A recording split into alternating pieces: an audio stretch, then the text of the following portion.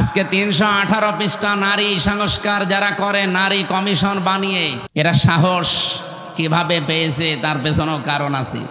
এই যে কয়টা রিপোর্ট দিয়েছে, এদের না নারী মনে হয় না পুরুষ মনে হয়। এদের চেহারার দিকে তাকান, এই নারী কমিশনার যে কয়টা আছে কমিশনে, একটাও কি মহিলার মতো লাগে? এই হিজড়াদের এত সাহস হয়তো না, এর পেছনে রাঘব বোয়াল আছে, কেউ কলকাঠি নাড়ছে। আজকে ৩১৮ পৃষ্ঠা নারী সংস্কার যারা করে, নারী কমিশন বানিয়ে ৩১৮ পৃষ্ঠার বই লিখে জমা দিয়েছে। কোরআনে কারিমের প্রায় 11টা না 13টা আয়াতের ভুল ধরেছে তারা। আমি আজকে পুরাটা প্রায় ৩১৮ পৃষ্ঠা 3 দিন মিলে পুরাটা পড়লাম। এই ৩১৮ পৃষ্ঠার ভেতরে আমার মতো ছোট মাথা, তাই আমি 13টা ভুল পেলাম যে কোরআনের ডাইরেক্ট বিরুদ্ধে, আর বাকিগুলো হাদিসের বিরুদ্ধে। এরা সাহস কিভাবে পেয়েছে তার পেছনেও কারণ আছে। আজকে হেফাজত ইসলাম বাংলাদেশ থেকে একটা ঘোষণা এসেছে, এদের রায় না, এদের কমিশনই আমরা মানি না। কথা বলেন না কেন? এদের রিপোর্ট পেশ করা দূরের কথা, এ কমিশনই মানি না। এদেশে 92% মুসলমান। ভারতে কোরআনের 26টা আয়াতের বিরুদ্ধে ওরা কেস করেছিল, তাই তামাম দুনিয়া ফুসে উঠেছিল। আর এখানে অলরেডি 13টা আয়াতের বিরুদ্ধে, এটাও তো একটা কেস। আমরা চাই এই মানুষগুলোর পেছনে যারা আছে তাদের সহ আইনের মুখোমুখি করে তাদের বিচারের আওতায় আনা লাগবে। এবং আপনি মানব অধিকারের নাম নিয়ে, বাক স্বাধীনতার নাম নিয়ে, সমান অধিকারের নাম নিয়ে কোরআনের বিরুদ্ধে, হাদিসের বিরুদ্ধে কোনো কথা যদি সামনে কেউ বলে, কোনো বিচার লাগবে না, ওরে মেরে ফেলা লাগবে। হ্যাঁ, কথা বলেন। সময় এখনই যাচ্ছে, এখনো যদি এভাবে ছাড় দিয়ে চলে যান, এই বিপ্লব যেটা এসেছিল, এই বিপ্লব টিকিয়ে থাকা সম্ভব না। এই আয়াতের যেটা পড়লাম না, এই আয়াতের একটু আগে আছে আনাকিমুদ্দিন ওয়ালা তাতাফাররাকু ফীহি, তোমরা দিন কায়েম করো, এ ব্যাপারে মত পার্থক্য করবা না। দিন কায়েম বাংলাদেশে নেই, আছে? আয়াতের ব্যাখ্যা আধুনিক একটা শব্দ বলছি, এদিকে তাকান। দিন যেহেতু কায়েম আমাদের দেশে নেই, যতটুকু দিন আছে ওইটা টিকিয়ে রাখার চেষ্টা করা সর্বাত্মকভাবে, এইটাও একটা কায়েম। আমাদের দেশে দিন যতটুকু আছে ওইটা টিকিয়ে রাখা লাগবে না? বলেন বলেন। এই যে নামাজ 5 ওয়াক্ত আপনারা মসজিদে পড়েন, এটা দিন না? স্যার তো এটা বোঝাচ্ছিল যে আমাদের নামাজ আছে, অন্তত নামাজটা যেন টিকে থাকে। আমরা প্রকাশ্য কেউ এই দেশে জেনা করি না। কি করি? গোপনে গোপনে যেগুলো আছে ওগুলো বাদ দেন, প্রকাশ্যে যেন এইটা কেউ করতে না পারে। ওরা 3 নম্বর পয়েন্টে লিখেছে, দেহ আমার, সিদ্ধান্ত আমার। এটা যদি মেনে নেওয়া হয়, তাহলে জেনা ব্যভিচার কি গোপনে থাকবে না প্রকাশ্যে শুরু হবে? ওরা 2 নম্বর পয়েন্টে লিখেছে যে এখানে বিবাহের ক্ষেত্রে পুরুষের যে অধিকার আছে, মহিলার সে অধিকার নেই। এটা আল্লাহর সিদ্ধান্ত ঠিক হয়নি, এটা ভুল হয়েছে। এরা আমার মাঝে মাঝে চিন্তা হচ্ছে, পুরা বইটা না পড়লে আমার ভালো হতো। পড়ে আমার এখন মাথা খারাপ হয়ে গেছে যে এর সাহস পেল কোথায়।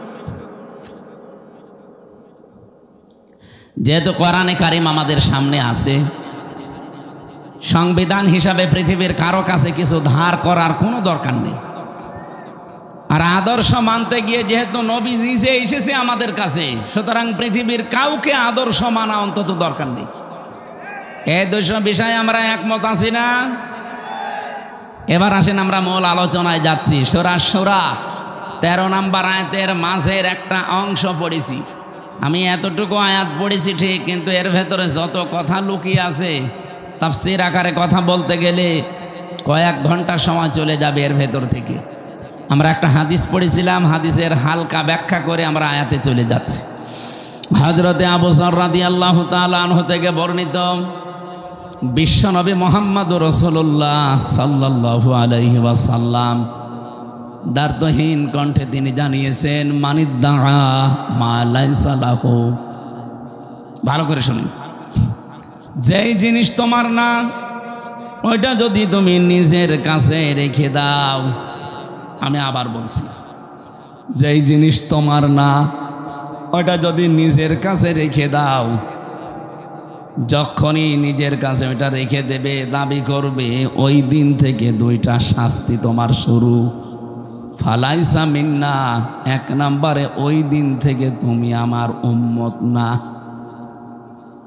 আপনি কিছু বুঝেছেন? কত বড় কঠিন হুঁশিয়ারি চিন্তা করেন। নবীর উম্মত থেকে আপনি বের হয়ে গেছেন। আপনি মনে করছেন আমি নামাজ পড়ি, রোজা রাখি, মসজিদে সভাপতির দায়িত্বে আছে, আমি নবীর উম্মত নেই মানে না। নবী নিজে বলছেন ফালাইসা মিন্না। যার বালাগাত মানতেক বসে আরবি গ্রামারে ফা শব্দটা 19টা অর্থে আসে। আগের শব্দ যদি কারো ভেতরে থাকে, আগে যেটা নবীজি বললেন ওটা যদি কেউ দুনিয়ায় মেনে চলে, পরের যে হুকুম তার উপরে 100 ভাগ কার্যকর হবে। যেহেতু ফা না দিলে আমি হাদিসও পড়তাম না, এই ফাটা দিয়ে আমিও ঝামেলায় আছি। যে জিনিস যার না, ওইটা যদি কেউ দাবি করে নিজের আয়ত্তে নিয়ে নেয়, প্রথম শাস্তি শুরু হয়ে যাবে ওই দিন থেকেই। সে আর নবীর উম্মত থাকবে না। বাংলার মুসলমানেরা যদি নবীর উম্মত আপনি থাকতে না পারেন, হয় আপনি ইহুদি, নাই খ্রিস্টান, নাই মুশরিক। এক কথা বলছেন, 4,500 লোক বাস করে, 4,500 ধর্মের লোক বাস করে দুনিয়ায়। এখন 810 কোটি মানুষ এখন পৃথিবীতে বসবাস করছে, মাত্র 175 কোটি আমরা। অন্তত অন্যান্য ধর্মে যারা আছে তারা তো আর নবীর উম্মত দাবি করে না। কয়েকদিন আগে সিঙ্গাপুরে ছিলাম, থাইল্যান্ডে গিয়েছিলাম, মালয়েশিয়া। অন্যান্য ধর্মের লোকদের সাথে আমি যখন রাস্তায় চলাফেরা করেছি গাড়িতে, ইহুদিরা জিজ্ঞাসা করি যে আপনার নাম কি? নাম শুনেই আমি বুঝেছি যেটা ইহুদি। যখনই বলছে আপনার নবীর নাম কি, হোয়াট ইজ ইয়োর প্রফেট, নাম জিজ্ঞাসা করলে বলে যিশু। যিশু মানে ঈসা আলাইহিস সালাম। আমরা যাকে হযরতে ঈসা নবী বলি, ওরা যিশু বলে ডাকে খ্রিস্টানরা। ইহুদিদের কাছে যদি বলা হয় আপনার নবীর নাম কি, বলে যোসেফ। যোসেফ মানে মুসা আলাইহিস সালাম। হযরতে মুসাকে ওরা যোসেফ বলে ডাকে। ইব্রাহিম নবীর নাম তারা পাল্টিয়ে আব্রাহাম বলে। কি বলছেন, কথা বুঝেন? এখন বলেন তো, যারা যোসেফ বলে ডাকছে, আমি ইহুদির সাথে মিশে প্রথমে ধরতেই পারি না যে ওটা ইহুদি। এত বড় বড় দাড়ি, জুব্বা একেবারে পা পর্যন্ত, পাগড়ি মাথায় দেওয়া একেবারে গোল করে, এইদিকে সামনে পেছনের কান্দে 4-5টা সাওয়াল পাওয়াল চলতেছে। ওর স্ত্রী পাশে, হাত মোছা পা মোছা পরা, এমনকি মাথার উপরে দিয়ে নেকাব দেওয়া, একেবারে খাস পর্দা। দেখে বোঝার উপায় নেই যে ইহুদি। আমার মনে হচ্ছে বড় কোনো আলেম হবে। নাম শুনেই যখন বুঝেছি যে না, এ তো ইহুদির নাম। শুধু নাম শুনেই বোঝা না, নাম জিজ্ঞাসা করার পর আমি নবীর নাম জিজ্ঞাসা করি। নবীর নাম বললেই কেউ বলে যোসেফ মানে ওটা ইহুদি, যিশু তার মানে খ্রিস্টান। অন্যান্য ধর্মের নবী যারা আছে, ওরা ওদের নবীদের নবী বলতে ওদের ধর্মগুরুর নাম বলে, আর এরা সরাসরি নবীরই নাম বলছে যে যিশু, যোসেফ, আব্রাহাম। ডেভিড বলে ডাকে দাউদ নবীকে তারা, ডেভিড।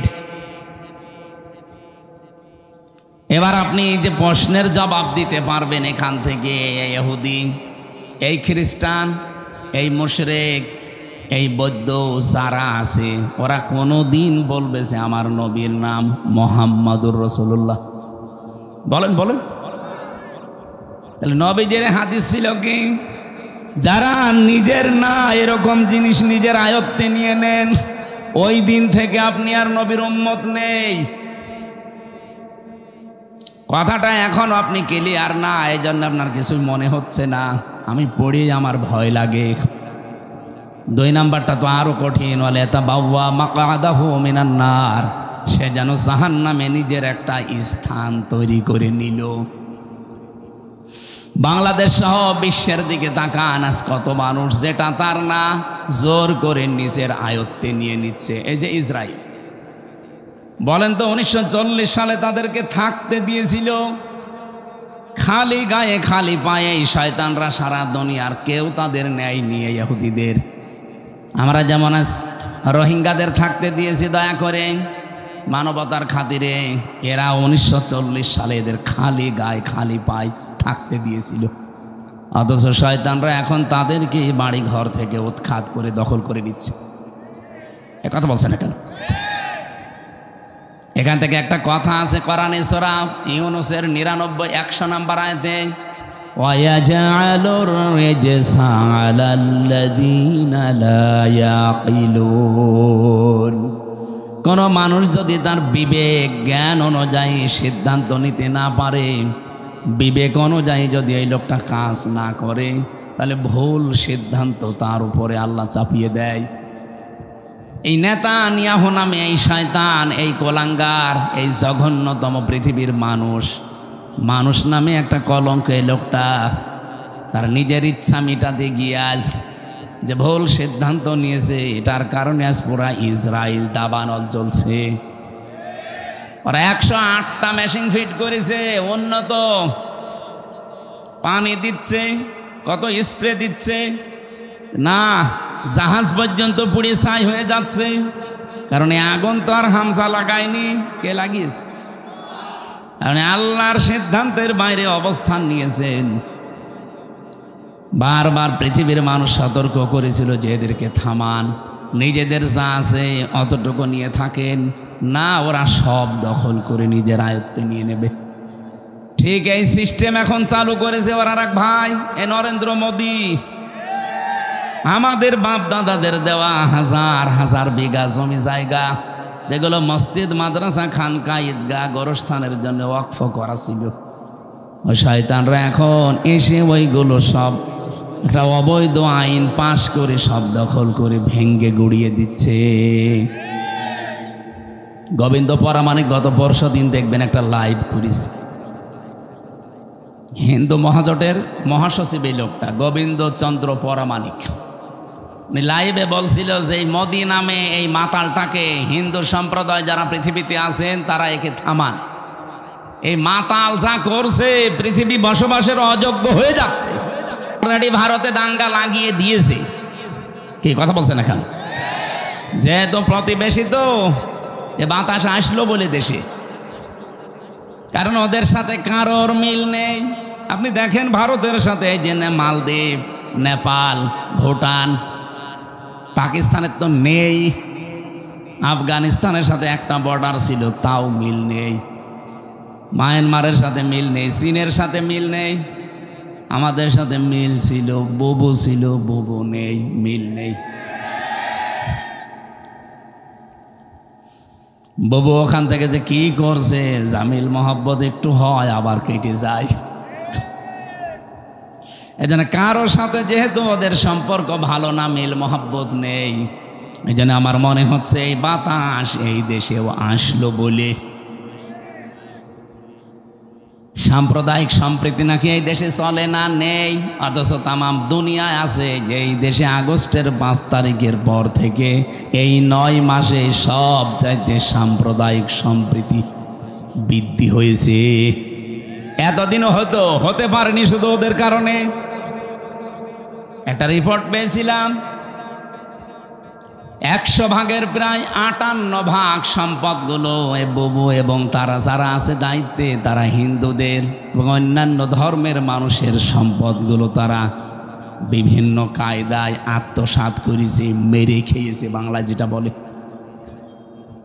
আমি এই রিপোর্ট নিজে বানাইনি, আপনি পত্রিকার রিপোর্টগুলো আমি নিজে নিজে পড়িয়েছি, সেইটা একটু বললাম। যেহেতু এই 9 মাসে এগুলো আর হচ্ছে না, এই জন্য অনেকের মাথা খারাপ হয়ে গেছে যে না কিছুই তো হয় না, এভাবে চললে তো টিকে যাবে। এই জন্য বিভিন্ন ধোয়া তোলে মাঝে মাঝে। বুবু ওখানে বসে বসে 27টা কুলু তৈরি করেছিল বাংলাদেশকে অস্থিতিশীল করার জন্য, একটাও কাজে লাগে না। কখনো রিক্সা লীগ, কখনো আনসার লীগ, কখনো হেলমেট লীগ, বিভিন্ন নাম নিয়ে তারা নামতো যে দেশকে অস্থিতিশীল করে দিলে বিশ্বের মোড়লরা যেন বলতে পারে এই দেশ আর বসবাসের যোগ্য না। আর পাশে আমাদের প্রতিবেশী দাদারা তো আছেই। কোরআনে কারিমে আল্লাহ কড়া ভাষা দিয়েছেন, লা তাজিদান্না, লামে তাকিদ নুনে সাকিলা। আল্লাহ বলেন, গ্যারান্টি দিয়ে বলছে, লা তাজিদান্না শাদ্দান্নাসি আদাওয়াতাল লিল্লাযিনা আমানুল ইয়াহুদা ওয়াল্লাযিনা আশরাকু। এই পৃথিবীতে দুইটা জাতি মুসলমানদের জন্য, ইমানদার মানুষদের জন্য ভয়ঙ্কর জঘন্যতম শত্রু হিসাবে কাজ করে যাবে। একটা ইহুদি আর একটা মুশরিক। আপনি তামাম দুনিয়ার দিকে তাকান, মুসলমানদের কিন্তু এই দুইটাই শত্রু এখন জঘন্য। একটা ইহুদি আর একটা কি, এই যে আমাদের পাশে দাদা বাবুরা যারা মুশরিক,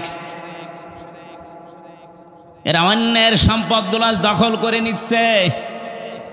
এমনকি আগস্টের 5 তারিখের পরেও বাংলাদেশে বহু মানুষের চরিত্রে আমরা এটা দেখতে পেয়েছি, বিভিন্ন মানুষের জিনিস তারা নিজের মনে করে নিয়ে নিয়েছে। রাজশাহীতে হয়তো এখনো শুরু হয়নি। যারা যারা মানুষের সম্পদ নিয়েছেন, যেভাবেই নেন ওটা ফেরত দেবেন, নয়তো আপনি মরে গেলে জানাজা দেওয়া, কবরে দেওয়া মিথ্যা কথা হবে। কারণ আমি কি বলে দেব আপনাকে, বিসমিল্লাহি ওয়া আলা মিল্লাতি রাসূলিল্লাহ, আল্লাহর নামে রসুলের আদর্শের উপরে রেখে গেলাম, আপনি তো রসুলের আদর্শে আর নেই। আমার এই কথার ওজন যারা টের পেয়েছেন তারা চুপ করে আছে। আপনি টের পেয়েছেন? যারাই যার যার জিনিস নিয়েছেন, যেটা আপনার না ওটা ফেরত দেন। হ্যাঁ, যদি ওটা আপনারই হয়ে থাকে, আপনি হাত ছাড়া করে ফেলেছিলেন, ওইটা আবার ফেরত পেয়েছেন, তাহলে আপনি হাদিসের আওতামুক্ত থাকবেন। আমি কথা বোঝাতে পারিনি? না না, ওখানে এখনো বুঝিল না। যেটা আপনার ছিল কিন্তু হাত ছাড়া হয়ে গিয়েছিল এতদিন, আপনি ফেরত পেয়েছেন। আবার একটা দোকান ছিল, দোকান দখল করে নিয়েছিল, এরকম হয়নি বাংলাদেশে? ওই দোকান ফেরত পেয়েছেন। আপনি হাদিসের যে শাস্তি, যে আপনি নবীর উম্মত থাকবেন না, না আপনার জন্য না, কারণ আপনার জিনিস আপনি ফেরত পেয়েছেন। হ্যাঁ, কথা বলেন না কেন? কত মানুষের জমি জায়গা দখল করে নিয়েছিলেন 15.5 বছরে। আপনাদের রাজশাহী হয়তো এখনো কিছু হয়নি, টের পাচ্ছেন না। কুষ্টিয়ায় আমাদের হানিফ সাহেব কত টাকার মালিক, আমার মনে হয় আল্লাহর ও ছাড়া কেউ জানতো না। কি হইল এখন? বাড়ি পর্যন্ত এখন উজাড় গৃহ হয়ে গেছে। আমার মনে হয় হানিফ সাহেবের বাড়ির দিকে আল্লাহ আঙ্গুল এভাবে দিয়ে কোরআনের আয়াত নাজিল করিস, যদিও এটা এখন না, 1500 বছর আগের। সূরা নমলের ভেতরে পাবেন এটা, 19 নাম্বার পারা, 20 নাম্বার পৃষ্ঠার 7 নাম্বার লাইনের 52 নাম্বার আয়াতে আছে, ফাতিলকা বুয়ুতুহুম খাওয়িয়াতাম বিমা যালামু। আল্লাহ বলেন, এই সেই ঘরগুলো। কোন ঘর? এখন যদি বলেন এখানে হানিফ সাহেব, ইনু সাহেব, এদের নাম কই? না, নাম আছে, কিন্তু এদের বাপ দাদাদের নাম আছে। এদের বাপ দাদা যারা, যাদের পরিচয় আল্লাহ আয়াতে দিয়েছেন, তারা এরকম জুলুম করেছে নফসের ওপরে, মানুষের ওপরে, সৃষ্টি জগতের ওপরে, তাদের নামে দেওয়া আর এদের নামে দেওয়া একই। কারণ কোরআনে তো আর আয়াত নাজিল হবে না কিয়ামত পর্যন্ত, এইটাই চলবে।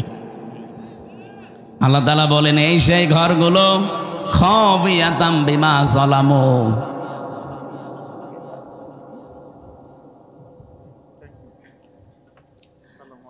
আমার ভাইরা, আল্লাহ যেন নিজে আঙ্গুল দিয়ে এভাবে ইশারা দিয়ে জানাতে চাচ্ছিলেন, হে পৃথিবীর মানুষেরা, একটু এই দিকে তাকান। আমি আয়াতটা আগস্টের 5 তারিখের পর থেকে মিলিয়েছিলাম যে হ্যাঁ, মিলে যাচ্ছে। আল্লাহ আমার মনে হয় বাংলাদেশের এই 64 জেলার 630টা থানার দিকে এভাবে দেখিয়েছেন, এই সেই ঘরগুলো। আল্লাহ যেহেতু বাইতুন দেয়নি, বয়ুত বহু বছর, এই সেই ঘরগুলো। কি এই ঘর? কি খাওয়িয়াতান, জনশূন্য হয়ে আছে। একটু দেখো, এটা পরিত্যক্ত করে দিয়েছি। শুধু পরিত্যক্ত না, জনশূন্য না, এটা আজ ওজাড় গৃহ হয়ে গেছে। এখানে আর কেউ কোনো আওয়াজ শুনতে পাও? কবরের পাশ দিয়ে গেলে যেমন কোনো আওয়াজ নেই, এই জালেমদের বাড়ির পাশ দিয়ে গেলেও কোনো আওয়াজ পাওয়া যায় না। আল্লাহ বলেন বিমা জালামু, এদের জুলুমের কারণে এদের এই জায়গা পর্যন্ত এখন অভিশপ্ত হয়ে গেছে। আমি তো কুষ্টিয়ার 2 জনের বললাম, আপনি সারা বাংলাদেশের দিকে তাকিয়ে বলেন তো, হালত অবস্থা কিন্তু একই। কি কথা বলেন না কেন? কয়দিন আগে কিশোরগঞ্জে ছিলাম, যেটা একেবারে কেন্দ্রীয় ওদের জেলার মাঝখানে, যেটা ওই জায়গায় শুনলাম নাকি টর্চার সেলও ছিল আগস্টের 5 তারিখের আগে। ভালো মানুষ, নিরীহ মানুষ, তাদের মতের বিরুদ্ধে যারা আছে তাদের নিয়ে ওই জায়গায় টর্চার করত। অথচ আল্লাহ পাক এখন ওই জায়গাটা পর্যন্ত অভিশপ্ত বানিয়ে দিয়েছেন। আমি ড্রাইভারকে বললাম একটু গাড়ি থামাও, দেখি। তাকিয়ে দেখি 3-4 জন করে যাচ্ছে, কেউ এদিকে কেউ এদিকে কেউ এদিকে, চারিদিকে মুখ করে প্রসাব করতে বসিস, মনে হচ্ছে জামাতবদ্ধ টয়লেট চলছে। এদের এই জায়গাটা আল্লাহ অভিশপ্ত করে দিল কেন? বিমা জালামু, কারণ এখানে তারা জুলুম করত। আল্লাহ এ পর্যন্ত যদি দিয়ে আয়াত শেষ করে দিত, আমি আয়াতই পড়তাম না। এরপরে আমাদেরটা, ইন্না ফি যালিকা লায়াতাল লিকাউমিন ইয়ালামুন। রব্বুল আলামিন বলেন, এই যে লামে তাকলিদ দিয়েছেন মাঝে, আর বক্তব্যের আগে ইন্না আছে। যারা গিরামার বসে, আপনি আয়াতটার দিকে একটু খেয়াল করেন, আল্লাহ গ্যারান্টি দিচ্ছেন অবশ্যই অবশ্যই। জ্ঞানী যারা, তাদের জন্য এখানে একটা শিক্ষা আমি আল্লাহ রেখে দিলাম। কি শিক্ষা আছে? জালেমদের এত বড় শিকড় আপনি চিন্তা করতে পারেন? এই বাগমারার ইউনিয়নের, শ্রীপুর একটা ইউনিয়ন না, এই ইউনিয়নের দারওয়ান থেকে শুরু করে সংসদ ভবন পর্যন্ত জালেমদের প্রতি থরে থরে স্তরে সাজানো ছিল লোকজন। আমি নিজে তো ভিকটিম, আমি দেখেছি। রিমান্ডে আমি দেখলাম আমার 8 দল একটার পরে একটা গোয়েন্দা বিভাগের আসতো রিমান্ডে প্রশ্ন করার জন্যে। আমার মনে হয় সব ওরা থরে থরে থরে থরে সাজিয়ে রেখেছিল। মামলার আই ওদের, মামলার পিপি ওদের, জজ ওদের, ম্যাজিস্ট্রেট ওদের, মামলায় যে সাক্ষী ওদের, যে আমাকে জিজ্ঞাসাবাদ করবে রিমান্ডে সে ওদের, যারা অফিসার আছে ওখানে পাহারা দেয়, যারা অত্যাচার করবে তারা ওদের, হুকুম যিনি দিয়েছেন সে ওদের। আমার কি, আমার একজন আছে না, আমার একজন ছিল উকিল, ওর কথা শুনলেও চলে, না শুনলেও চলে, আর ওর কথা শুনতেও না। ও খালি বলার দরকার বলেছি তো, ঠিক আছে আপনি থামেন যান। মামলাটা আমার 30 বার উঠেছে, সিএমএম কোর্ট, জজ কোর্ট, হাইকোর্ট মিলে, কিন্তু 3 বছরে একটা দিনের জন্য জামিন নামে কোনো শব্দ নেই। অথচ এই মামলাটা আগস্টের 5 তারিখের ফলে শুধু তুলতে দেরি, জামিন না খারিজ করে দিয়েছে। অথচ জজ কিন্তু ওইটাই। আমি ওনার খাস কামরায় গিয়ে জিজ্ঞাসা করলাম যে, মাননীয় জজ সাহেব, এই বিচারটা তো 3 বছর আপনার কাছেই ছিল, এতদিন তো বলেননি যে না এই মামলায় জামিন দেওয়া যাবে না, এখন যে খারিজ করে দিলেন। হুজুর আমার হাত বাঁধা ছিল, আমি কিছুই করতে পারি নাই, ওই পুতুলের মতো শুধু চেয়ারে বসে থাকতাম। আমি যে আপনাকে 10 দিনের পরিবর্তে 6 দিন আর 2 দিন 8 দিন রিমান্ড দিয়েছিলাম 2 মামলায়, তাই আমার ওপর পেশা যে 10 দিনের রিমান্ড দিলেন না কেন? তাহলে আপনার এখানে বসে থাকার দরকার কি? সব তো ওরাই যদি করে। প্রথম মামলার রিমান্ডে নেওয়ার পরে 10 দিন চেয়েছে, দিয়েছে 6 দিন। এই নিয়ে নাকি ওই ম্যাজিস্ট্রেটকে ওখান থেকে অন্য জায়গায় বদলি করে দিয়েছে, যে কেন আপনি 10 দিন দিলেন না। বাস্তব তো এই জন্য বলছি। রিমান্ডের 2য় দিন আমার চোখ বেঁধে কালো কাপড় দিয়ে, পেছনে হাত হ্যান্ডকাপ দিয়ে, মাথায় দড়ি লাগিয়ে, পায়ের সাথে ডান্ডা বেড়ি লাগিয়ে নিয়ে গেল। এক অন্ধকার মাটির নিচে ঘরের ভেতরে। আমি বললাম যে কি 10 দিন রিমান্ড চেয়েছিল, অথচ এই অফিসারগুলো একটাও কোর্টে আমার সাথে যায়নি, শুধু মামলার আয়ু আমার সাথে ছিল। আমারে দেখছে ওরা আগে আগে প্রশ্ন করছে যে রিমান্ড চাইলো 10 দিন, 6 দিন দিল, অবশ্যই এই কি ম্যাজিস্ট্রেট, এই ম্যাজিস্ট্রেট মনে হয় আপনার দলের লোক। কি গো, আমার দলের লোক হবে কি করে? জীবনে আমি তার নামও শুনি নাই, তার কোনোদিন দেখিও নাই, আর সে আমাকে চেনে কিনা আমি তাও জানি না। 10 দিন তো আপনারা চেয়েছিলেন, তা আপনি তো ছিলেন না, আপনি কি করে জানলেন? তার মানে ওখান থেকে সব কিছু ম্যাজিস্ট্রেটকে বলে দিয়েছে, যা যা ও তাই তাই করেছে। পরে কয়দিন যখন জেলখানায় গেলাম, দেখি ওই ম্যাজিস্ট্রেট ঘুরে বেড়াচ্ছে ভেতরে। কি আপনি এখানে? হুজুর মাফ করে দিয়েন, আমার বউ যৌতুক মামলা দিয়েছে। ঠিক করেছে, শয়তান, তোর যৌতুক মামলা দিয়ে এখন তুই জেলে, আমার সাথে এমনি দেয়নি, কোন কারণে আমার এই মিথ্যা তথ্যগুলো লিখে সই করে নিলি? হুজুর আমার যা যা বলতে বলেছে আমি তাই তাই করেছি, আল্লাহর কসমে কোরআন হাতে নিয়ে বলছি, বাংলাদেশে শুধু হাসিনা ছাড়া যারা ছিল সব হাত বাঁধা। আপনি যাই বলেন না কেন, ও কাওয়া কাকুরও হাত বাঁধা ছিল। কাওয়া যতই কাকা করুক, যদি একটু মুখ ফসকে সত্যি কথা বলে, ওই দিনই কাওয়ার কর্ম শেষ করে দিত। হয়তো হইল, কাদের কাকু বলা যায়? কাওয়া কাকু।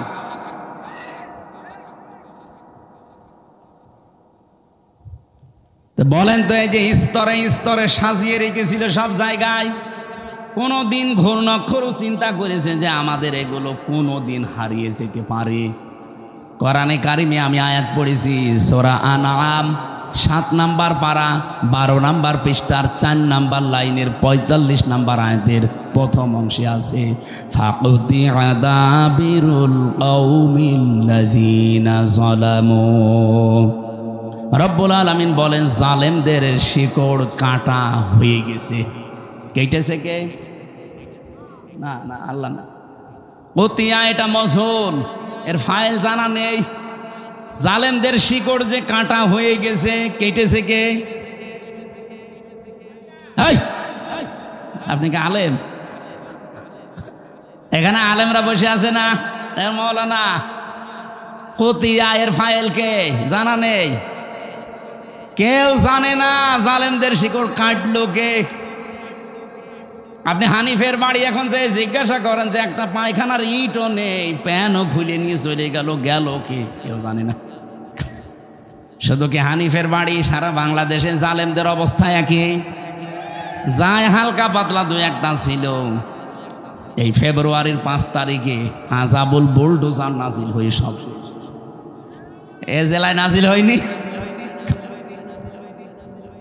আমার প্রশ্ন ছিল কি বলেন তো, জালেমদের এত বড় শিকড় যদি কেটে ফেলা হয়ে যায়, আগামীতে যারা চেয়ারে বসবেন, কারা বসবেন আমরা জানি না, যারাই বসবেন সাবধান, জনগণের ওপরে যেন জুলুম না হয়, তাহলে 5 বছর পরে আপনার বাড়িও শ্মশান হয়ে যাবে। এ পর্যন্ত বুঝেছেন নাকি হাঁ করে আছেন? সুতরাং যার যা জিনিস নিয়েছেন, চুরি করে হোক, ডাকাতি করে হোক, চাঁদাবাজি করে হোক, যা নিয়েছেন যেটা আপনার না ওটা ফেরত দেন।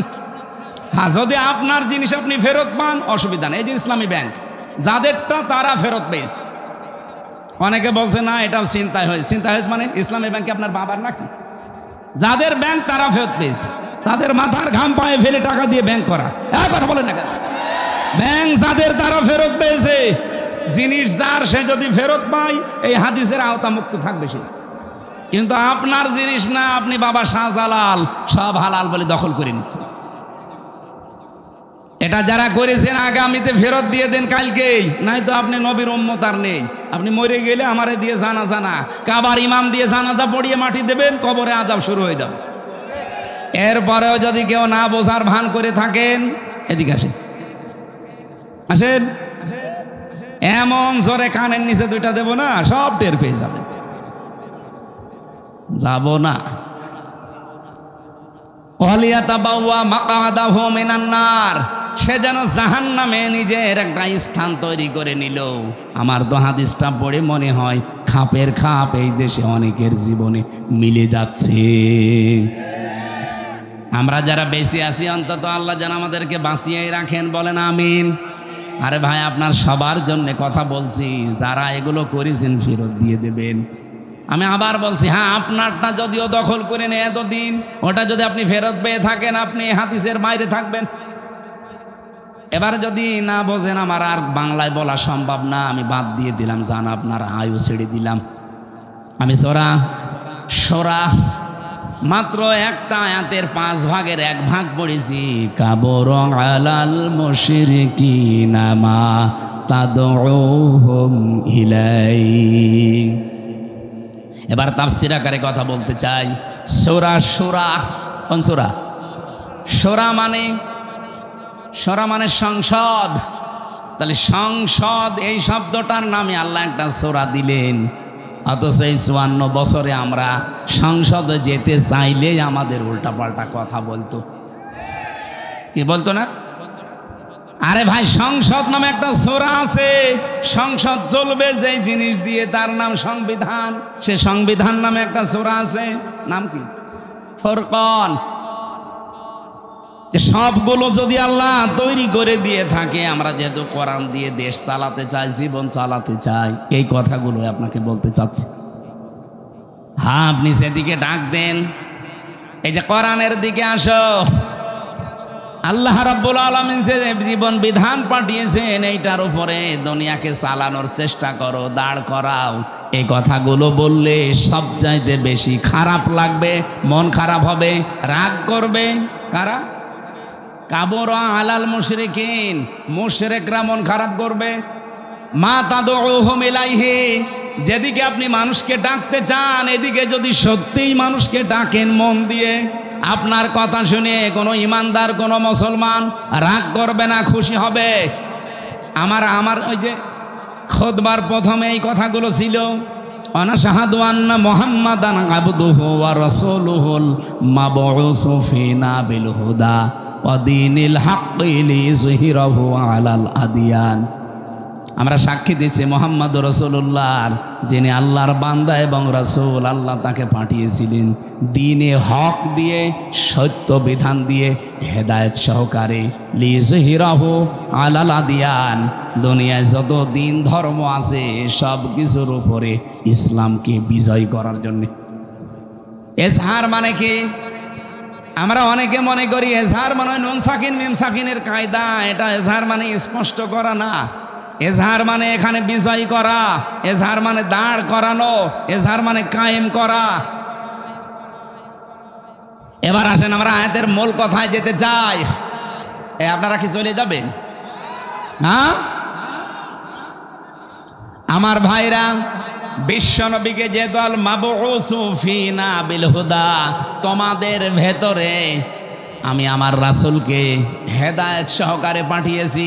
ওয়াদীনিল হক, সত্য দিন দিয়ে পাঠালাম।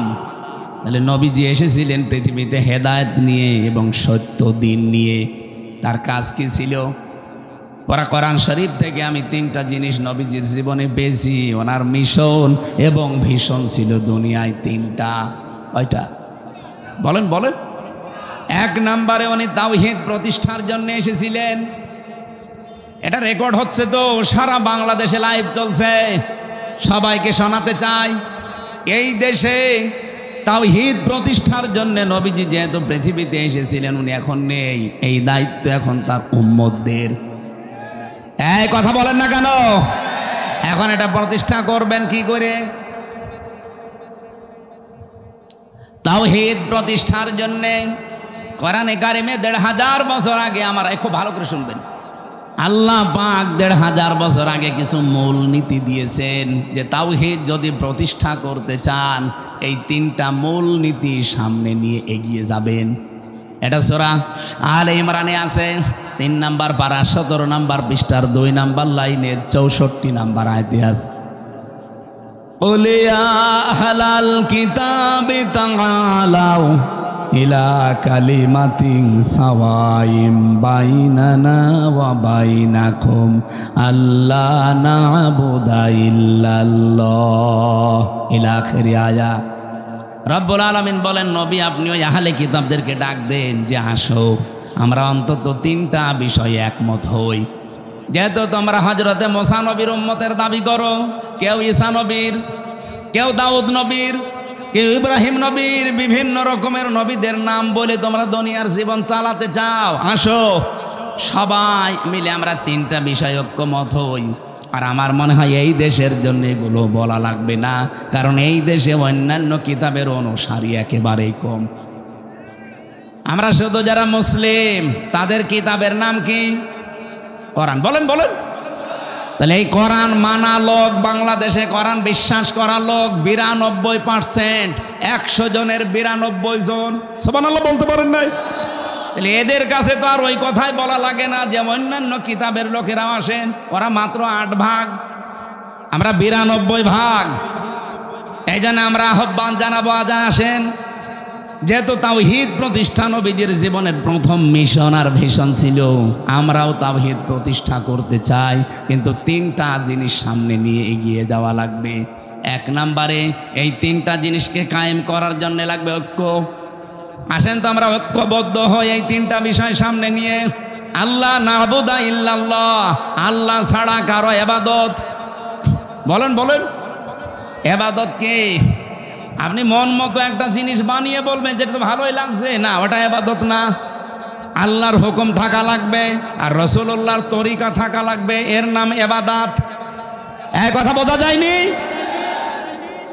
এই যে আমার তাহেরি ভাই যে জিকির করে, ইবাদত মনে করেই করে। ইয়া আলী বাবা, শাহ আলী বাবা, কেল্লা বাবা, ফতে বাবা, দয়াল বাবা, কোন জায়গায় আছে? তাহলে আমরা যা ঐক্যবদ্ধ হতে চাই, শুধু মুসলমানরাই আমরা ঐক্যবদ্ধ হতে চাই এই কথার উপরে যে আল্লাহ ছাড়া আমরা কারো ইবাদত, কারো জিকির, আলোচনা আর করব না। এ বিষয়ে যদি কেউ রাজি থাকেন তাহলে আসতে পারেন যে আমরা আল্লাহ ছাড়া কারো ইবাদত করব না। রাজি আছেন না? এটা রেকর্ড হচ্ছে, যারা রাজি আছেন তারা ঠিক আছেন। 2 নম্বরে ওয়ালা নুশরিকা বিহি শাইয়া, আল্লাহর সাথে আমরা কাউকে শিরিক করব না। এখন শিরিক কি? এক কথায় বলছি, শিরিকের যত প্রকার আছে পুরাটা যদি আপনি ব্যাখ্যা করতে যান, শিরিক বিল জাত, শিরিক বিল সিফাত, শিরিক বিল ইখতিয়ারা, শিরিক বিল হুকুক, 120 প্রকার তাফসিরে আছে। এক কথায় জবাব দিচ্ছি, শোনেন, আল্লাহ যেটা পারে ওইটা অন্য কেউ পারে, এই বিশ্বাস করার নাম শিরিক। সকল ক্ষমতার উৎসকে বলেন বলেন, এখানে অন্য কারো অধিকার। কেউ যদি অন্য কাউকে যোগ করে বলে না জনগণ সকল ক্ষমতার উৎস, ও কিন্তু শিরিক করলো। আর এই শিরিক বাংলাদেশে নেই। কথা বলেন না কেন? কারা কারা এই শিরিকে আছেন হাত তোলেন তো। সবই ভালো মানুষ দেখছি, আলহামদুলিল্লাহ, যাক ভালো। 2 নাম্বারটা বলি, এদিকে তাকান। সন্তান দিতে পারে কে? অন্য কেউ? হ্যাঁ না, মানে বাঘ মারাইছিলাম কালকে রাতে। কোন জায়গায় জানো? এই যে বেলঘরিয়া হাট ফাজিল মাদ্রাসায়, এই যে এখানে না বাঘমারা, হয়তো বাঘমারা, যে বাড়িতে আমাকে নিয়ে এসে বসিয়েছে, ওই বাড়ি আনার 2টা ছেলে, আর একটা পেটে এসেছে শুনলাম 6 মাস। উনি পরীক্ষা করে দেখেছে ওইটাও ছেলে, কিন্তু উনি মেয়ে চাই। আমার একটা পানির বোতল নিয়ে বলছে, হুজুর এমন পানি পড়বেন যেন এটা মেয়ে হয়ে যায়। আমি কি ডাউনলোড করে দেব? কি বিশ্বাস! সেদিন বগুড়া গাবতলী থানায় যে বাড়িতে বসেছিলাম, ওই লোকটা এসে আমার কাছে একটা আপেল দিয়ে বলছে, হুজুর পড়িয়ে দেন। কেন? বাচ্চা। ঠিক আছে, সূরা ফাতিহা পড়ে ফু দিলাম, কারণ ফাতিহা সব রোগের মহা ঔষধ। আমার কানের কাছে মুখ নিয়ে বলছে, হুজুর এমন আপেল পড়বেন যেন ছেলে হয়। আপেল ফেলে দিলাম। আপেল কই? ফেলে দিছি। কেন? আরে ভাই, ছেলে হওয়া যদি আপেল পড়ে কাজ হয়, তা আমার ম্যাডামের 3টে বই হইতো না? কত চেষ্টা করলাম একটা ছেলে হওয়ার, তারপরও মেয়ে। আর আপনি এসেছেন আমার কাছে আপেল পড়তে। আমি আপেল দরকার নিজে পড়ি, নিয়ে ম্যাডামের ফের খাওয়াবো। চিন্তা করেন কি বিশ্বাসী আছে এরা? আপেল পড়া, পানি পড়া, দুর্গা পূজা, পীর পূজা, কত মানুষের কাছে বিশ্বাসটা নিয়ে গেছে। অথচ ছেলে মেয়ে দেওয়ার একচ্ছত্র মালিকানা হামজার। অনেকে বসা কার? আরো জোরে। তাহলে এক কথায় জবাব কি পেলেন? আল্লাহ যেটা পারে পৃথিবীর অন্য কেউ। সুতরাং মা বোনেরা, ভাইরা, বিয়ের পরে 50 বছর ছেলে মেয়ে না হোক, আমাদের জাতির পিতার 86 বছর বয়সে ছেলে হয়েছে, তারপরেও তো তিনি কোনো কবরে, মাজারে, পীরের কাছে যাননি। এই যে মাওলানা রেজাউল ইসলাম উজ্জ্বল, আপনাদের বাগমারার ছেলে, ওরা 17 বছর বিয়ে হয়েছে, ছেলে মেয়ে নেই। আজকে ওনার বাড়িতে রাতে ছিলাম, আমারে বলছিল আফসোস করি, কিন্তু আজ পর্যন্ত কোনো দিন উনি কোনো পীরের কাছে, মাজারে, তাবিজ এগুলো নেয়নি। কিন্তু কারো 2 বছর 5 বছর যদি ছেলে মেয়ের মুখ না দেখে ও পাগল হয়ে যায়, কত জায়গায় যে দৌড়িয়ে চলে যায়। আমার এই বিশ্বাসটা যেন আজকে সঠিক হয়ে যায় যে আল্লাহ যেটা পারে ওইটা অন্য কেউ। নাম্বারটা বললে এবার রাগ করবেন না তো? আমি তো আর বানিয়ে বলছি না, রাগ করলে আল্লাহর উপরে করবেন। কার উপরে? যে আল্লাহ করে। এবার আসেন, বলছে এই পৃথিবী বানিয়েছে কে? কোন ভগবানের হালকা সাহায্য আছে? বলেন। আল্লাহ রাব্বুল আলামিন বলেন, এবার শিরিকটা ধরা পড়বে। আলা লাহুল খালাক ওয়াল আমর। সূরা আরাফের 54 নম্বর আয়াতে আছে মাঝের অংশে যে সৃষ্টিদার, আইন চলবে তার। বলেন না কেন? সূরা আলে ইমরানের 154 নম্বর আয়াতের মাঝের অংশটা একটু দেখবেন। ইয়াকুলুনা হাল্লানা মিনাল আমরি মিন শাইইন কুল ইন্নাল আমরা কুল্লাহু লিল্লাহ। হে নবী, ওরা জিজ্ঞাসা করে যে আইন কানুন আমরা কি বানাতে পারি? আপনি বলেন না, আইন বানানোর ক্ষমতা কার?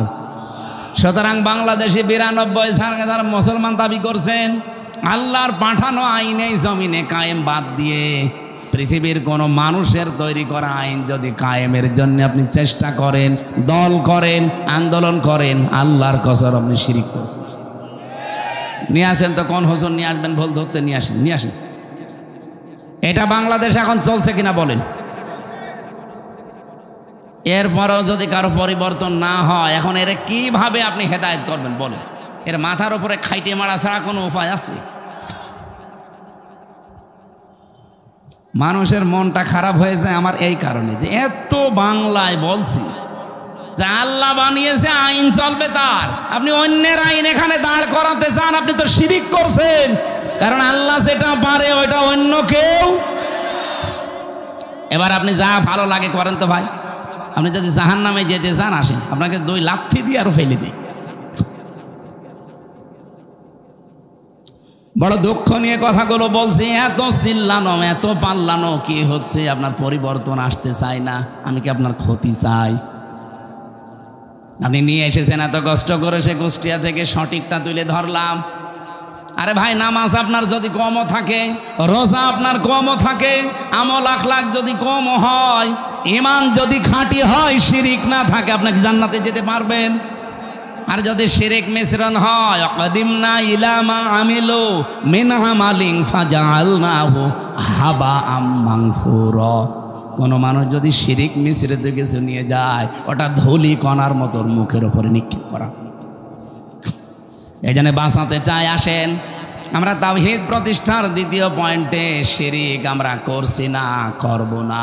যারা শিরিক করছেন তারা এই ঐক্যে আসতে পারবেন না। 3 নম্বরে, ওয়ালা ইয়াত্তাখিযা বা'দুনা বা'দান আরবাবাম মিন দুনিল্লাহ। আমরা আল্লাহ বাদে অন্য কাউকে অভিভাবক হিসাবে, রব হিসাবে আর মানতে চাই।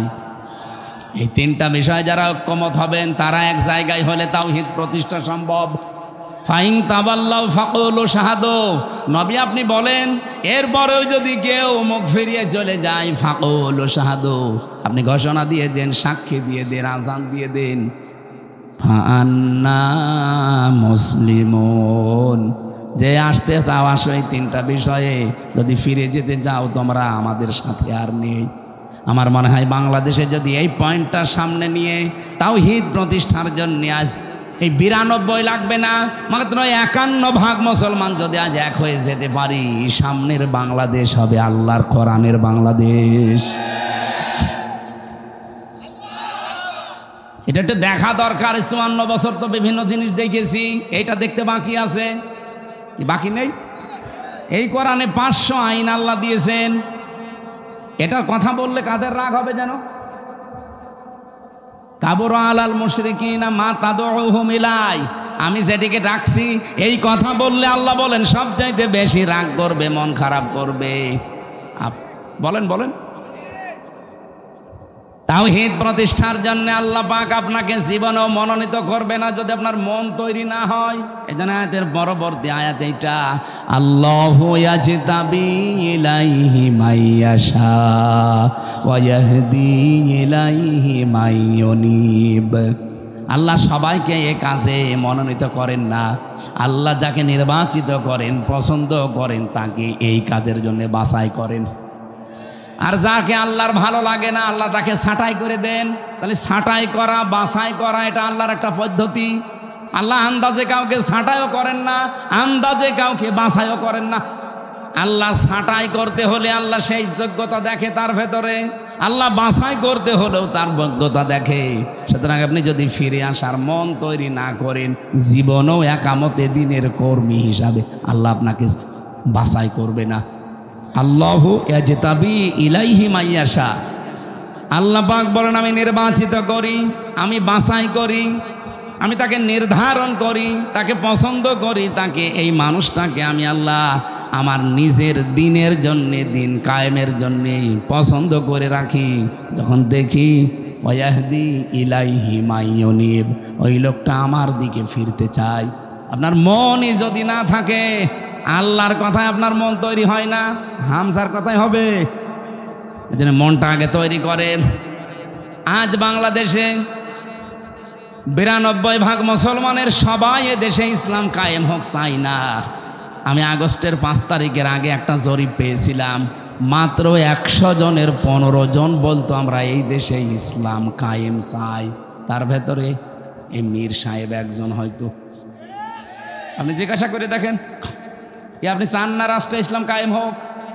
এরকম মাত্র মানুষ মাত্র সারা বাংলাদেশ মিলে 100 জনের 15 জন।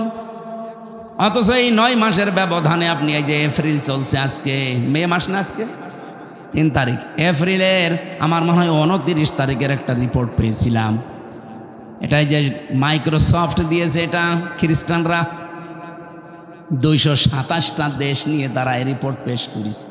বাংলাদেশ নিয়ে একটা রিপোর্ট এই খ্রিস্টানরা দিয়েছে। এই মাত্র 9 মাসে বাংলাদেশ যে চেঞ্জ হয়েছে, এই দেশে এখন 15 জন না, 100 জনের 77 জন মানুষ চাচ্ছে এদেশে ইসলাম কায়েম হোক। 77 জন চলে গেছে, আর কিছুদিন যেতে দেন। আমার তো মনে হচ্ছে যেভাবে দাওয়াতি কাজ চলছে সারা বাংলাদেশে, কুষ্টিয়াতে কয়েকদিন আগে আমার নিজের পাশের ইউনিয়নে 4000 মানুষ একামতে দিনের কর্মী হওয়ার জন্য একবার শপথবদ্ধ হয়েছে। কোরআনে কারিমে পড়েছিলাম 1500 বছর আগের আয়াত, ইযা জা নাসরুল্লাহি ওয়াল ফাত। যখন আল্লাহর সাহায্য আসবে তখন আপনি বিজয় দেখতে পাবেন। আর বিজয় আসলে আপনি প্রথম নাম্বারে দেখবেন অরাইতান নাসা ইয়াদখুলুনা ফি দীনিল্লাহি আফওয়াজা, দলে দলে পালে পালে মানুষ ইসলামে প্রবেশ করছে।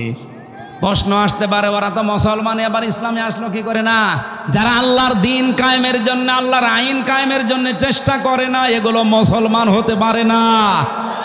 কারণ এই আদেশ শুধু আল্লাহ হামসাকে দেয়নি, শারা লাকুম মিনাদ-দ্বীন মা ওয়াসসা বিহি। ওয়াসসা মানে কি? ওয়াসসা মানে নরমাল কোনো বিষয় না। আপনি যারা আরবি অভিধানগুলো ভাঙতে পারে তাদের জিজ্ঞাসা করে দেখেন, ওয়াসসা মানে শক্তিশালী নির্দেশ। আল্লাহ বলেন আমি নির্ধারিত করে দিলাম, শারা লাকুম মিনাদ-দ্বীন, তোমাদের সবার জন্য একটা দিনকে, জন্য দিনের আগে আলিফ লাম আছে, এ পৃথিবীতে বহু দিন আছে, সব দিনকে আল্লাহ নির্ধারিত করেননি, একটা দিনকে মাত্র নির্ধারিত করে দিয়েছেন, তার নাম দিনের নাম যে ইসলাম। আপনি কোথায় পেলেন? 4500 দিন চলছে এখন দুনিয়ায়। আমি দিনের অর্থ মোটামুটি 10টা লিখেছি। কোরআন শরীফ থেকে আমার কাছে 10টা পারফেক্ট মনে হয়। দিন মানে কিয়ামত, এটা সূরা ফাতিহার 3 নম্বর আয়াতে আছে মালিক ইয়াউমিদ্দিন। 2 নম্বরে আনুগত্য, সূরা আলে ইমরানের 83 নম্বর আয়াতে আছে আফা গায়রা দীনিল্লাহি ইয়াবগুন। 3 নম্বরে জীবন ব্যবস্থা, সূরা মায়েদার 3 নম্বর আয়াতের মাঝের অংশে আছে আল ইয়াউমা আকমালতু লাকুম দীনাকুম। 4 নম্বরে রাষ্ট্রীয় আইন, এটা সূরা মুমিনের 26 নম্বর আয়াতে আছে। 5 নম্বরে ইবাদত, সূরা রুমের 30 নম্বর আয়াতে আছে। 6 নম্বরে মুখ ফিরানো, এটা সূরা নেসার 125 নম্বর আয়াতে আছে। 7 নম্বরে বিপ্লব, এটা সূরা নসরের 2 নম্বর, ওই যেটা পড়লাম। দলে দলে পালে পালে মানুষ ইসলাম কায়েমের জন্য দেখবেন ঝাঁপিয়ে পড়বে। আমার পাশের ইউনিয়নে 4000 মানুষ, এতদিন তারা বলতো আমরা মানুষের আইন এই পৃথিবীতে কায়েম করতে চাই, এখন তারা সবাই ফরম পূরণ করে বলছে আমরা আল্লাহর আইন কায়েম করতে চাই। এখন আমাকে বলেছে এই 4000 মানুষকে খাবার দেওয়া লাগবে, অসুবিধা নেই, টাকা তো সারা দেশ থেকে দেবে মানুষ, আমি নিয়ে যে ঢালবো। 60 নম্বরে পেয়েছে চিরন্তন বিধান, এটা সূরা সূরা 13 নম্বর আয়াত, যেটা শারআ লাকুম মিনাদ দ্বীন চলছে। 9 নম্বরে সমস্ত ইজম লিযহিরাহু আলাদ দ্বীনি কুল্লিহি, এটা সূরা সফের 9 নম্বর আয়াত। 10 নম্বরে পেয়েছি স্থায়ী শান্তি, এটার মাঝে যেটা আছে আনাকিমুদ্দিন ওয়ালা তাতাফাররাকু ফি। আমার এই ছোট্ট মাথায় যদি এতগুলো দিন সম্পর্কে কোরআনে থাকে, মীর সাহেবের মতো বড় বড় মাথা যাদের তো আরো আছে। তাহলে আল্লাহর বিজয়, সাহায্য আসলে বিজয় আসবে, এ গ্যারান্টি কার? আর বিজয় আসলে তার নমুনা চিহ্ন সিমটম কি? দলে দলে পালে পালে আফওয়াজা, মানে দলে দলে ফি দীনিল্লাহি, আল্লাহর দিনের ভেতরে। এই যে দিন মানে জীবন ব্যবস্থা, জীবন বিধান, রাষ্ট্রীয় আইন, কতগুলো বললাম না? আল্লাহর জমিনে আল্লাহর দিন কায়েম করা, এটা যদি কারো কাছে রাজনীতি মনে হয়, কারো কাছে ধর্ম ব্যবসা মনে হয়, আপনার কাছে দুনিয়ার কাজ মনে হয়, মনে করেন আমি এইটাই জীবনের আসল কাজ মনে করি। কারণ দিন কায়েম নেই, এই জন্যেই ডাকাতি হচ্ছে, এই জন্যেই চুরি হচ্ছে, এই জন্যেই ছিনতাই হচ্ছে, এই জন্যেই ঘুষ চলছে, এই জন্যেই ডাকাতি চলছে, জেনা চলছে। 4 বছরের আসিয়া পর্যন্ত বাদ যাচ্ছে না। কথা বলে না কেন? এই আয়াতটা নাজিল হয়েছে কখন? আলেমদের জিজ্ঞাসা করেন। মক্কার জীবনে, মক্কার জীবনটা 4 ভাগ। প্রথম 3 বছর কষ্ট, এরপরে আরো 5 বছর আরো কষ্ট, এরপরে আরো 3 বছর আরো কষ্ট, এরপরে আরো 2 বছর আরো কষ্ট। আপনি 4 ভাগে মিলিয়ে দেখেন ইসলামের ইতিহাস থেকে, এই 4টা ভাগ করলে নবীজির জীবনের সর্বশেষ যে পয়েন্টটা আছে সেই পয়েন্টে কিন্তু আয়াতটা নাজিল হয়। আল্লাহর নবী কষ্ট করেছিলেন সব মিলে কত বছর? 13। বলেন বলেন। 3 বছর আর 5 বছর কত হয়? এরপরে 2 বছর, এরপরে 5, না এরপরে 3, এরপরে 3। প্রথমে 3, এরপরে 5, এরপরে 2, এরপরে 3, এই 13টা বছর তিনি কষ্ট করে, এই এদিকে তাকান, 13 বছর কষ্ট করে শেষ হয়ে যায়নি। 13 বছরের পরে উনি 10 বছর এইটা দিয়ে রাষ্ট্র চালিয়েছিলেন। আমি হিসাব করে মিলিয়েছি, এই বাংলাদেশে অলরেডি আমরা কষ্ট স্বীকার করে ফেলেছি মক্কার এই জীবনের মতো 15 বছর। কথা বলুন, অলরেডি 15 বছর আমাদের চলে গেছে কষ্ট স্বীকার করা, মক্কার জীবনের মতোই পার করেছি। আপনি দেখেছেন না কত পক্ষপাতিত্ব ছিল? এমনিতেই কোটা আন্দোলন শুরু হয়েছিল, দেওয়ালে পিঠ থেকে গেছে তাদের। আমি আর এই ভাই 3 জন অনার্স মাস্টার্স করে একেবারে একই রেজাল্ট, শুধু আমাদের দলীয় পরিচয়ের কারণে জায়গা মতো আমারে উঠতে দেবে না। এরকম ছিল না দেশে? ওনার দলীয় পরিচয়, উনি ছাত্রলীগের কর্মী, চাকরি হয়ে যাবে। আমি শিবির করি, আমার কোনো চাকরি তো দূরের কথা, রাজাকারের বাচ্চা বলে পেছনে ঠেলে দেবে। এটা শুরু হয়নি। অনেক বিএনপি করে, এই জন্য ওনারা গুম করে দেবে। আমার রিমান্ডে যেদিন 8 দিন চলে মাটির নিচে, আমি দেখেছি ছাত্র দলের এক ভাইকে চট্টগ্রামে বাড়ি, ওনারা নিয়ে এই নখগুলো তুলছিল। আমারও একটা টিপ দিয়েছিল, এই দেখেন 3.5 বছর হয়ে গেল এখনো পর্যন্ত এই দাগটা মেটে নাই। আর ওই ভাইয়ের তো পুরা নখ তুলেই ফেলেছে। কি চিৎকার দিয়ে, আমার পাশের ছেলে ছিল, কি চিৎকার দিয়ে কাঁদছিল। ভালো মানুষ নিয়ে গেল, আসার সময় দেখি আর নড়তে পারছে না। এই চোখটা বেঁধে নিয়ে নেয়, প্রথমে পেছনে হাত বেঁধে দেয়, যাবার পর এরকম একটা চেয়ারে বসায়, ক্লিপ দিয়ে আটকিয়ে দেয়, হাত পা আটকিয়ে দেয় ক্লিপ দিয়ে, মাথার সাথে একটা বেল্ট লাগিয়ে দেয় যেন আপনি মাথাও নড়াচড়া করতে না পারেন। একটা সুইচে টিপ মারবে, 1 মিনিটে আপনি 120 বার ঘুরবেন। আমার রিমান্ডে ওই কাছের ঘরের ভেতরে নিয়ে দেখি এসপি ইমরান ওর নাম। এই লোকটা এসে আমার একটা মেশিন দেখিয়ে বলছে যে এইটা দিয়ে আমরা নখ তুলি, এমন ভাবে যে হাত সেট করা আছে, আপনি তা নড়াচড়া বন্ধ, শুধু মেশিনটা এভাবে লাগিয়ে দেয়। একটা টিপ মারার পরে নখগুলো একবারে সব খুলে চলে আসে। আরে ভাই, নখ খুলে আসলে ছেড়ে দিলে বাঁচি না, ওর ওপরে লবণ ছিটিয়ে দেয়। আপনারা তো হাত বাঁধা নড়তেও পারবেন না, বলেন তো নখ যদি খুলে নেয়, ফিনকি দিয়ে রক্ত বের হয়, ওর উপরে লবণ ছিটালে কেমন লাগতে পারে? আমার এক চাপে যদি 3.5 বছরে ভালো না হয়, যার নখ পোড়া তুলে ফেলেছে, ওর কি অবস্থা? শিবিরের শফিকুল ইসলাম মাসুদ ভাই, বিশেষ করে দেলাওয়ার ভাই, আমার যে রিমান্ডে নিয়েছিল অফিসার, ওনারও দায়িত্বে ছিল, বসে ফুটবলের মতো পিটিয়েছি, ওরে খালি লাত দিয়েছি। ওর নাম ডিসি নজরুল ইসলাম মোল্লা, আর একজনের নাম হচ্ছে ডিসি মশিউর। আর আমার দায়িত্বে ছিল আসাদুজ্জামান, কাউন্টার টেররিজমের প্রধান, এই শয়তান গোপালগঞ্জের মাল। ওরা যদি আমি একা একা কোনো জায়গায় পাই না, মুসলমানই দিয়ে দেবো। শয়তান। দেলাওয়ার ভাইকে যে পিটিয়েছে, সে আমারও দায়িত্বে ছিল। বলছে যে তার আছে, তার গরম করে যখন আগুনে লাল টক টক করে, ওইটা ওর নুনু দিয়ে ঢুকিয়েছে।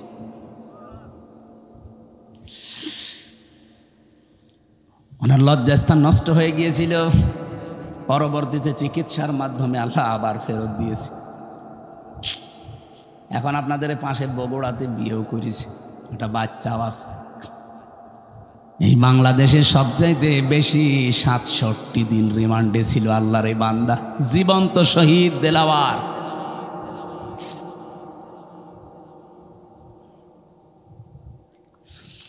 আর আজ শাহীবাসী যেটা বলতে চাই আপনাদের সামনে, ভালো করে শোনেন। নবীজির মিশন আর ভিশনের ভেতরে কিন্তু এখন আমরা আছি দিন প্রতিষ্ঠা করা, তাওহীদ প্রতিষ্ঠা করা, 2 নম্বরে মানব অধিকার প্রতিষ্ঠা করা। এটা সূরা নেসার 58 নম্বর আয়াতে পাবেন।